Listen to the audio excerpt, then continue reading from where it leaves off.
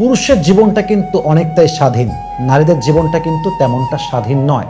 Just for an example, আপনার সঙ্গে আপনার বউয়ের ঝগড়া হয়ে গেছে, আপনার মাইন্ড খুব হট, মেজাজ গরম, বাড়ি থেকে বের হয়ে যাবেন, বাইক নিয়ে ঘুরে আসবেন, সাইকেল নিয়ে বাইরে ঘুরবেন, আড্ডা দিবেন, চা খাবেন, বাহিরে বাতাস খাবেন, মায়ের কাছে যাবেন, বাবার কাছে যাবেন। কিন্তু মেয়ের জীবন কিরকম?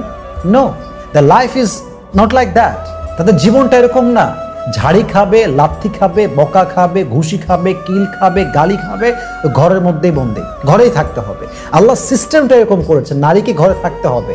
এবং অবাক করার বিষয় হচ্ছে পুরুষের মা তো আছে ওখানে, বেশিরভাগ ক্ষেত্রে নারীর মা তো নেই, বাবাও ওখানে নেই।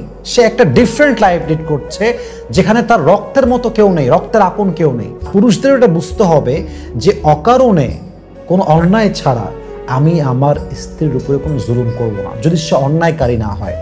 যদি অন্যায়কারী হয় সে শাস্তি পাবে, তার বিরুদ্ধে যে action, I will take that action.